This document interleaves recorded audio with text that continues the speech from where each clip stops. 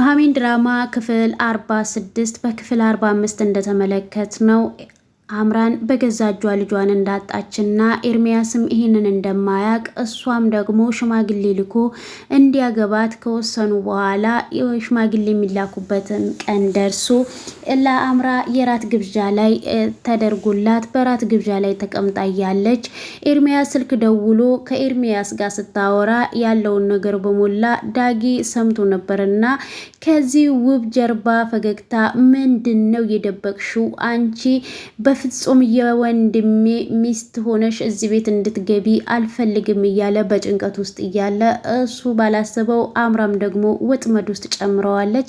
ሰላም ሰላም ውድ የተከበራችሁ የኔ ትግስቲቱ ተከታታዮች ፋሚሊዎቼ እንደምን አላችሁ? ይህን ቪዲዮ የምትመለከቱ በቅንነት ውድ ኢትዮጵያውያን ላይክ፣ ሰብስክራይብ፣ ሼር እያደረጋችሁ አበረታቱኝ።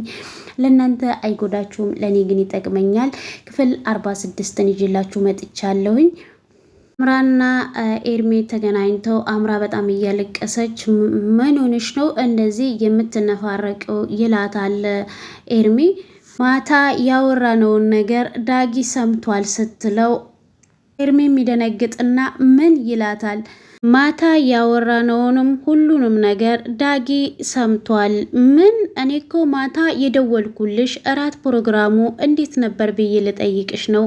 አንቺ ግን አንዴ ነፍሰ ገዳይ አንዴ ህይወቴን አመሰቃቀልከው እያልሽ ስትለፈልፊ የነበረው ሲላት፣ እሷ ደግሞ ሲጀመር አንተ ስለኔ ህይወት ምን ይመለከትካል? መኔ ነህና ነው የምትጠይቀኝ ስትለው፣ ኤርሚም ደግሞ ተይ እንጂ ፍቅረኛሽ ነበርኩኝ እኮ ረሳሽው እንዴ? አምራምም ገደል ግባ። እሺ ቆይ አንተ ካንተ ጋራ ናሆም እንደምደዋወል ቢያቅ ምን እንደሚፈጠር አስበከው ታቅ ነበር? በቃ አታካብጂ። ለነገሩ ዳግም የሰማውን ለናሆሜ ሊነግረው አይችልም። ቢነግረውም ደግሞ አንቺ መላ አታጭም። የሆነ ነገር ብለሽ ናሆምን ማሳመን ትችያለሽ። ነገሮችን አንተ እንዳቀላልካቸው ቢቀሉልኝ ኖሮ ጥሩ ነው። ከእንግዲህ በኋላ ናሆሜ አንድ ስህተት ቢያገኝብኝ ከህይወቱ መንቅሮ ነው የሚያስወጣኝ። ነገሮች ሁሉ አልቀው 2 ቀን ነበር እኮ ሽማግሌ ሊላክ እየቀረው። ልጄንም አሳጥተከኝ ይሄንንም ልታሳጣኝ ነው ወይ እቅድክ? ለጽንሱ ደግሞ ደጋግሜ ይቅርታ ጠይቄሽ ነበረ።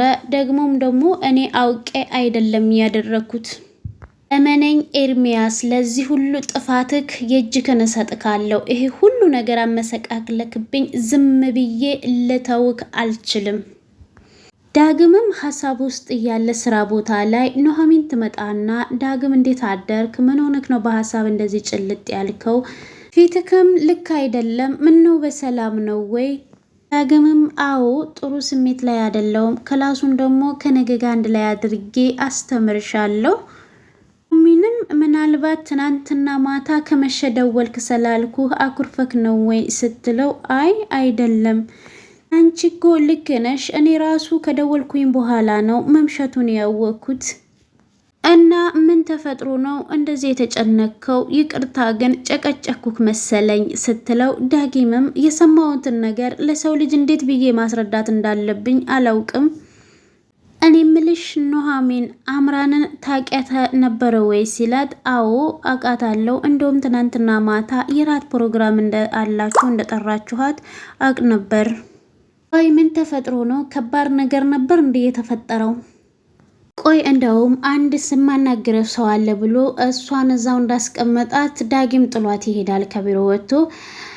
ወይዘሮ ዝናሽም አቶ ለይኩን ቶሎ እፈልግካለሁ ና ብላ ጠርታው፣ አቶ ለይኩም እቤት ከደረሱ በኋላ ቆይ ለምንድነው እንደዚህ አጣድፈሽ የጠራሽኝ? እሷም እባክህ ለይኩን አምራ ጋር የሚላከው ሽማግሌ እባክህ እንድታስቀር እፈልጋለሁኝ። ምን እያልሽ እንደሆነ ለመሆኑ ግን እየታወቀሽ ነው? አይ እንደዛ አይደለም። ቆይ እሷ ነፍሰ ጡር ስለሆነች ብቻ ልጃችን ማግባት አለበት ብላ ታስባለህ? ነፍሰ ጡር ስለሆነች ብቻ ሳይሆን እሱ ስለፈለገ ብቻ ነው እኛ የምንድረው። ያለሽ ይሄ ትዳር እንዳይሳካ ከኔ በላይ የለፋ ሰው ማንም የለም። ለይኩን ጋብቻውን ከመፈቀዳችን በፊት ልጃችንን ማሳመን ይቀለናል። እኔ ልጅቷ ላይ ምንም አይነት እምነት አላየውኝም፣ ውስጤ ምንም አይነት ደስተኛ ነገር አይሰማኝም ስትለው፣ ቆይ ላንቺ የታየሽ የልጅቷ ክፋት፣ አንቺ የታየሽ ለኔ ያልታየኝ ነገር ምንድን ነው? ወይዘሮ ዝናሽ እንግዲህ አምራን ከመጣይ ጀምሮ ወደ ልጇ ህይወት አልወደደቻትም። ምክንያቱም አሁንም እየዋሸችው እና እያጭበረበረች ነው ያለችው ብላ ነው የምታስበው። እዚህ ላይ ትክክል ናት ወይዘሮ ዝናሽ። ያው አቶ ለይኩን ደግሞ ጥሩ ሰው ስለሆኑ ሁሉንም በጥሩ ጎን ነው እያዩ ያሉት። ልጅቷ አንዴ ያጥፍታለች እና ከጥፋቷ አትታረምም ማለት ነው ወይ ሲላት፣ እንደዛ አይደለም ለይኩን፣ እውነትን ንገረኝ ካልከኝ ያች ልጅ ከኤርሚያስ ጋር ያላትን ነገር ያቋረጠች አይመስለኝም። አቶ ለይኩን በፍጹም እንደዛ ሊሆን አይችልም ሲሏት፣ እሷ ደግሞ እመነኝ እውነት ነው፣ አሁን ላይ ደግሞ አንዴ ሽማግሌ አዘጋጅቻለሁ፣ አክስቷ ደግሞ የሆነ ነገር ሳታዘጋጅ አትቀርም፣ ስለዚህ ሽምግልናውን መተው አንችልም። ዝናሽም ስለዚህ ልጃችን እድሜ ልኩን የሚቃጠልበት ትዳር ውስጥ ሲገባ ዝም ብለን ፈቅደን መስጠት አለብን ወይ? ከዚህ በፊት ትዳሩ እንዳይሳካ ያልሞከርኩት ነገር ያለ ይመስልሻል? ስለዚህ አሁን ላይ ልጆቹ እንዲጋቡ እኛው እንፍቀድላቸው። ዝናሽ የአምራን እዚህ ቤት መምጣት እንደዚህ የሚያስጨንቅሽ ከሆነ እነሱ እንዲጋቡ ፈቅደንላቸው የራሳችሁ የሆነ ቤት ገዝተው እንዲኖሩ እንፍቀድላቸው ሲላት፣ እኔ ክፉ ሴት ነኝ እንዴ? ይሄን ለይኩን እንኳን የልጄ ልጅ በሆዷ የያዘች ሴት ይቅርና መንገደኛ ሁሉ ጠግቼ ያኖርኩ ሰው ነኝ። ልጆቹ እንዳይጋቡ የምትፈልጊበት ምክንያት ሌላ ነገር ሊኖርሽ አይችልም። ናሆም ደግሞ ከልጅቷ ፍቅር ይዞታል። እኔ ደግሞ እንዳባት እኔ ደግሞ ሁሉንም ነገር ማድረግ አለብኝ። ስለዚህ ሁሉንም ወስነ ጨርሰካል ማለት ነው። አቶ ለይኩንም አዎ ልጃችንም ከመረጠው ጋራ መኖር ይችላል። ስለዚህ ወስነካል ማለት ነው። እኔ ወይዘሮ ዝናሽ እኔ ማደርገውን እኔ አውቃለሁ ብላ እንግዲህ አቶ ለይኩን በተቀመጡበት ትላቸው በንዴት ነው የተነሳችው። ግምም አምራንን ለማግኘት ቀጥሯስ ነበረና ሁለቱ አንድ ላይ ተገናኝተው ትናንትና ማታ ስላወራችው በስልክ ሊያወጣጣት ነበር ያገኛት። ነገር ግን እሱ ባላሰበው መንገድ አምራ ውጥመድ ውስጥ ከተዋለች። እሱም እንግዲህ ማታ በራት ፕሮግራሙ ላይ ከኤርሚያስ ጋራ ስልክ ስታወሪ ሰምቼሽ ነበረ፣ እንዲሁም ነፍሰ ገዳይ ጭምር እንደሆነ ስትነግሪው ነበረ የሰማሁሽ። እሷም በጣም ደንግጣ እኔ በዛን ሰዓት ከአክስቴ ጋራ ነበረ ሳወራ የነበሩት ሰለማን ኤርሚያስ እንደምታወራ እኔ አልገባኝም። ረጋ በይ እንጂ አምራ ሲላት፣ እንዴት ነው መረጋጋው? ከናሆሜ ውጪ ከሌላ ሰው ጋር ግንኙነት አለሽ ነው እኮ እያልከኝ ያለከው? ዳግምም ነገ ቤተሰቦችሽ ጋራ ሽማግሌ እንደሚላክ አውቃለሁ። ነገር ግን ይሄ ነገር እንዲሆን በፍጹም አልፈቅድም። የነፍስ ግድያ ናህል በውስጥሽ ይዘሽ በፍጹም ወንድሜ እንደዚህ አይነት ትዳር ውስጥ ህይወት ውስጥ እንዲገባ አልፈቅድም እያልከኝ ያለው ነገር እኔ አልገባኝም ስትለው፣ እሱ ደግሞ አንቺና ኤርሚያስ ወንድሜ ላይ እየተጫወታችሁበት ነው ያላችሁት። እሷም አሁን ገባኝ፣ ታላቅ ወንድምክ እኔን የመሰለ ቆንጆ ሊያገባ ስለሆነ ነው። ማታ በራት ፕሮግራሙ ላይ እንዴት ስታየኝ እንደነበረ እግርህን ወደ ጭኔ ሰደግ ስትነካካኝ ነበረ ስትለው፣ ዳጊ ያልጠበቀው ነገር ስለነበረ በጣም ነው የደነገጠው። እዚህ ጋር መልስ መስጠት እንኳን አልቻለም ነበር። ስልክ ብዬም የተነሳሁት ከአንተ ለመሸሽ ብዬ ነበረ። ይሄን ነገር ለናሆሜ ብነግረው ምን እንደሚፈጠር ገብቶሃል? እኔ ዳግም ነኝ ወይ አንቺን እኔ መነካው ሲላት፣ አዎ አንተ ነህ።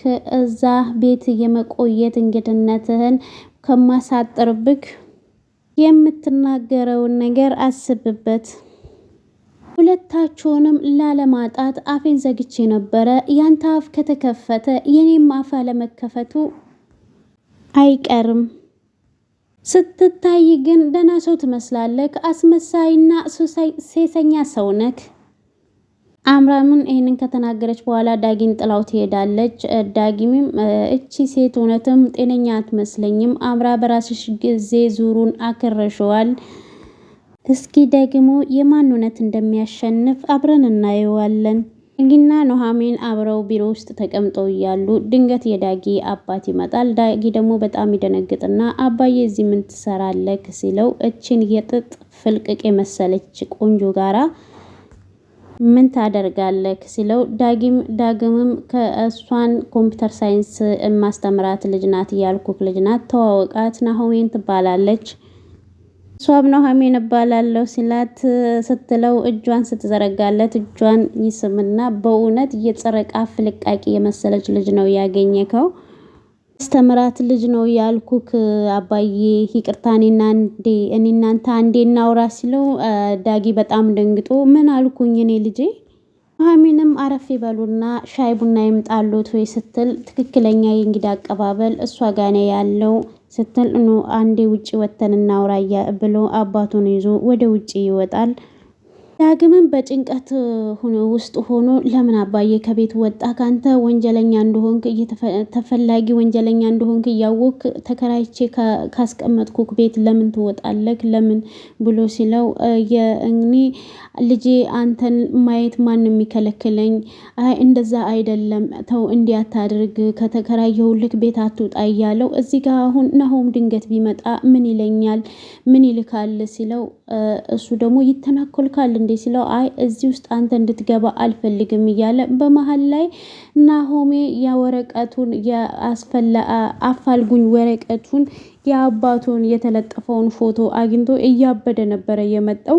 ምክንያቱም ይሄ ነገር እንዴት ለካ ወንጀል ሰርቶ ነው የመጣው፣ ይሄ ደግሞ ልጁ ያውቃል ብሎ እያበደ ሲመጣ ልጅና አባትን አንድ ላይ ያገኛቸዋል። ናሆሜም እንደደረሰ እነሱ ጋር ጭራሽ ያንተ ሳይበቃ ወንጀለኛ በቤት ውስጥ ደብቀክ ምን እያደረክ ነው? ቆይ እናንተ ማናችሁ? ምንድናችሁ? ዳጊ አባትም ልጄ ላይ የመጮው መፍት የለክም ሲለው እሱ ደግሞ ያንተ ነገር አላለቅም፣ ገና ብዙ የሚጣራ ነገር አለ። ግምም ስለምን ወንጀለኛ ነው የምታወራው ሲለው ናሆም ከእስር ቤት አምልጦ እንደወጣ ወንጀለኛ እንደሆነ አላቅም ነው ወይ የምትለኝ? እኛ ነኝ ወይዘሮ ዝናሽ ናት ለዙ የነገረችው ሲለው አንተ ሰውዬ ብትከበር ይሻልካል፣ እናቴን እንደዚህ የመናገር መፍት የለክም። አንተ ደግሞ ይሄ የአባትክ ወረቀት ነው ብሎ ደረቱ ላይ ወርውሮለት ናሆሜ ወደ ቢሮ ይገባል። እነሱም ወረቀቱን ሲያዩት በጣም ይደነግጣሉ። በፖሊስ እየተፈለክ ነው አባዬ፣ ከዚህ ከተማ ለቀቅ ውጣ። ለማንኛውም አንተ አትጨነቅ፣ አላማዬን አሳክቻለሁ፣ አንተን አይቻለሁ፣ ስራ ይዘካል፣ ደስተኛ ነኝ፣ ከእናት ጋር ነው የምትኖረው። ስለዚህ ለማንኛውም እጅግ ላይ ያለውን እድሎችን ተጠቀም ልጄ። ለማንኛውም ልጄ የተከራየክልኝ ቤት እጠብቅ ካለው እዛና ብሎት አባትየው ተሰናክቶ በንዴት ወደ ቢሮ ይገባና ለኑሐሚን አሁኑኑ የመልቀቂያ የወረቀት እንድታዘጋጅለት ለዳጊ ይላታል። ቆይ ተረጋጋ እንጂ ለምን እንደዚህ ትሆናለህ ስትለው አይ እዚህ የገባሽው እኔ ያልኩሽን ነገር እንድታደርግልኝ ብቻ ነው ብሏት እየተጨቃጨቁ እያለ ዳጊ ይመጣል። ናሆምም አንተ ከዚህ ከወንጀለኛ አባትህ አንተንም እሱንም እዚህ ድርጅት ውስጥ እንዳያችሁ አልፈልግም ብዬ ነበረ ሲለው ቢገባክ አባቴ ወንጀለኛ አይደለም፣ ወንጀል ውስጥ የገባው ለእኔ ብሎ ነው። አንተ ምንም እንድትለኝ አልፈልግም፣ አንተ ቆሻሻ እገላቸዋለሁ ሲለው ስለ መግደሉ ሁሉንም ወደኋላ ተውና ስለ እጮኛው ያለውን ነገር የሰማውን ከኤርሚያስ ጋር ስታወራ ሁሉንም ነገር ይነግረዋል። ማመን አቅቶት እሷን ደውሎ እንግዲህ ያገኛታል አምራ ደግሞ የተፈጠረውን ሳይሆን ያልተፈጠረውን ስለ ዳጊ ነግረዋለች። ምክንያቱም እሱ እንደያስቸገራት እያለ ከራት ፕሮግራሙ ላይ ራሱ ተነስታ ወደ መታጠቢያ ቤት ሄደችው እየነካካኝ ምናምን ብላ ነው ስትነግረው በጣም ናሆም ተናዶ ዳጊን እንግዲህ ሊገለው ነው እየመጣ ያለው።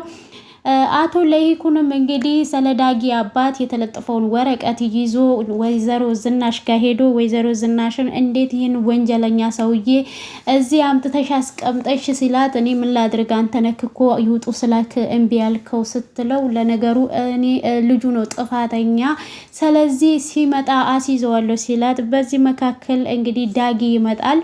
ዳጊ ደግሞ ሲመጣ አንተ ምንም ነገር እንድታወራ አልፈልግም ሲለው እያለቀሰ አባቴ ወንጀለኛ አይደለም እኔ በሰራሁት ወንጀል ነው አባቴ ወንጀል ውስጥ የገባው እያለ እያወራ እያለ አሁኑኑ እጄን እሰጣለሁ ሲል ወይዘሮ ዝናሽ ተንግጣ እንዴት ዝም ትለዋለህ አቶ ለይኩን ዝም አትበለው እያለች እያለ በመሀል ላይ ናሆም መጥቶ እንግዲህ አንተ ውሻ እጮኛዬን እንዴት እንደዚህ ትላታለህ ብሎ አንቆታል። እንግዲህ አምራ ያሰበችው ይሳካላታል የወይዘሮ